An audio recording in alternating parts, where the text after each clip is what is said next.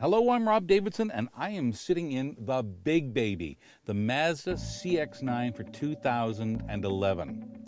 The CX-9 this year is very, very similar to 2010, which in turn was very, very similar to 2008 when it was introduced.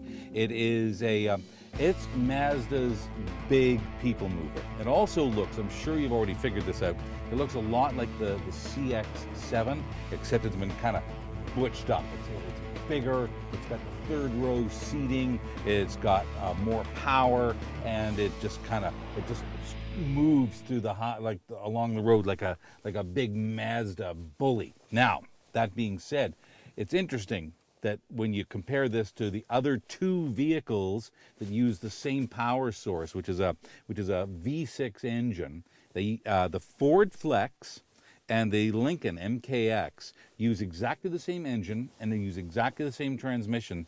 And it's really kind of interesting how different the three vehicles are.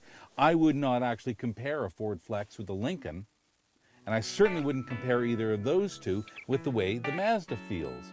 There's something about the way they put the vehicles together that actually separates them in spite of the component parts.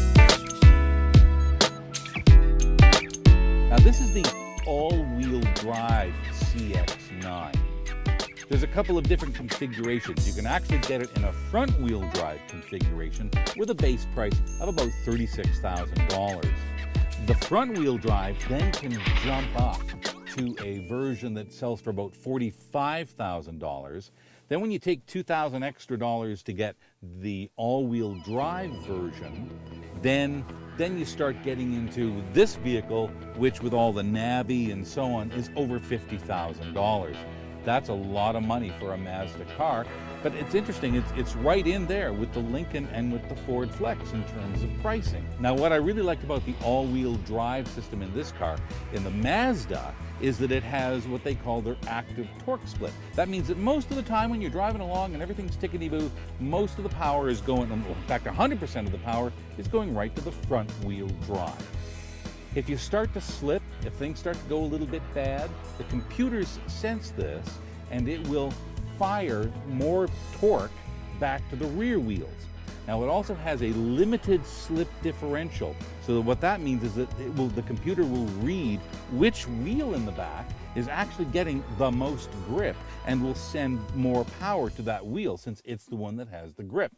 Very clever technology. It's been around for a few years, but it really comes to the fore in a large vehicle like this. And when you're out in snowy, kind of not very attractive conditions as we've been the past couple of days, you can really see how that all-wheel drive technology is pretty valuable in the northern climes.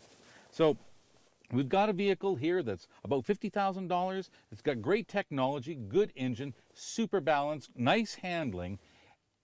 Unfortunately, the only thing that I can really think of that's bad to say about the car is the fuel economy. It gets about 14 liters per 100 kilometers in the city, and then gets about 9.6, they say, on the highway. On the highway, I don't think I was getting quite that, but still and all, not as good as you would hope to get in a Mazda.